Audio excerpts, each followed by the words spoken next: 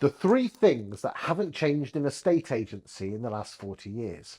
Today, I'm joined by Ian Harris, who is an estate agent from Norfolk, and he's been in the game 40 years. Thanks for joining me today, Ian. Good morning, thank you. Ian, what are the three things that have not changed in a estate agency in the last 40 years? Talk to me.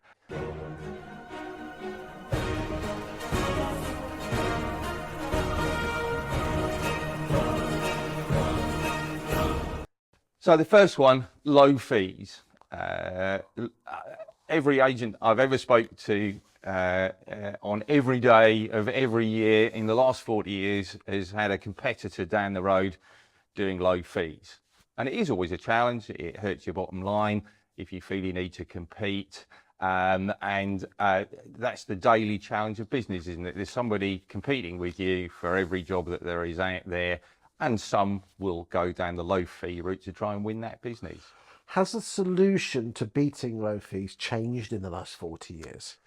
I guess the first solution that I see happening a lot of the time is actually to do a lower fee, but actually that's only sustainable for a tiny period of time. Because can only be one person that's ever going to be at the bottom, isn't there? Well, unless of course you're actually going to pay the customers to come to you. True.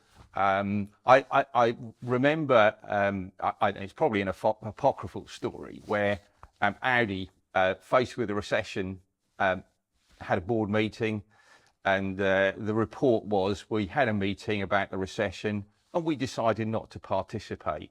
And I think that's what agents have got to do with regard to low fees. There'll always be somebody who's going to do it cheaper, and the only solution really is to fight your corner, to present your services and the value that you feel that you offer a customer. I mean, why are estate agents not very good at that? You know, considering that the average fee in 2006, according to a survey of 10,000 vendors through the Property Academy on the Sunday Times Awards, was 1.6, and today it's 1%. Why? I think every estate agent who's done a lower fee is going to have a different answer to that. I think there is a feeling with agents that market share is important, and therefore lower fees will drive you market share. I don't think that is necessarily true. I think that sometimes target-driven estate agency is to blame as well, because if you have a target value for listings for the month and you're £2,000 short, you might do a £2,000 fee on a £4,000 instruction, and those sort of things. I think it's quite a complicated position, but all of that feeds into. You've been in the game 40 years. Through your own, you've only worked for two firms, which I think is fantastic. And also you obviously dealt with the other agencies and seen them in your locations in Norfolk. Do you think the calibre of valuers and listers, and I'm not talking about whether they work for you or not, and just generally in the industry, from what you've seen through your own eyes, has changed in the last 40 years, or has it got worse or better? Yes, I think the quality of listers has varied. Particularly strong markets, strong selling markets. I think the work that listers have done, the quality of that work has gone down, and I think perhaps driven by the fact that sales are easy, so you can afford to go high, and some people have gone too high. They felt that that's a good time to buy market share, but eventually it catches up with you.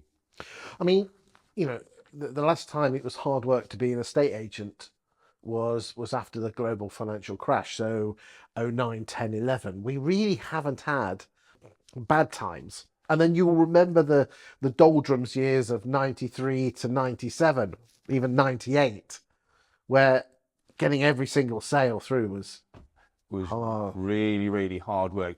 And your listings had to be absolutely spot on. And the work that your listers did in terms of assessing value correctly, as much as making sure that you earned the right fee, was so important, because things wouldn't sell if you didn't get. Because this is your second one, the overvaluing. Let's move on to number two, overvaluing.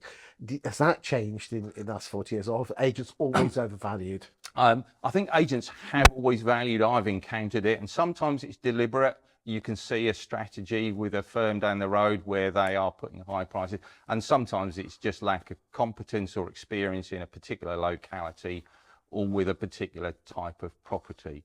but it does harm the market. And I've seen small localities where agents start trading on that basis and the market seizes up altogether in a micro market where two agents in a two-agent town are putting too high prices on. The buyers just go, no, thank you, and nobody moves.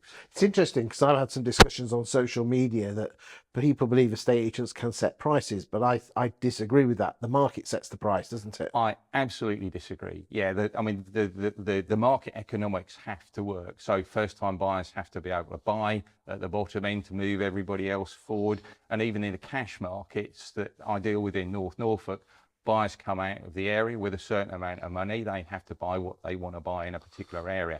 And there's a little bit of adjustment around competitive pricing between one property and another one and people's notion of value for money, but that has to all work. What's number 3? Searching for the silver bullet. All right, go on. So, Have we been searching for the last 40 years? Totally. Everybody does, don't they? But I think the silver bullet, and what I mean by that is the piece of tech or the strategy or the words in a conversation that are going to win you everything. And truth is, I've found over 40 years, it doesn't actually exist. We like to entertain the thought that it does. And as anybody who's good in business, if you get offered a proposition, you're going to look carefully at it. But I don't think there's actually any substitute for common sense, hard work, and intelligence over what you're doing. And that encompasses those other two things that we've talked about in terms of overvaluing and fees as well. If you overvalue everything at very low fees, you'll win loads of instructions but earn no money. Thank you for your time today, Ian. Thank you.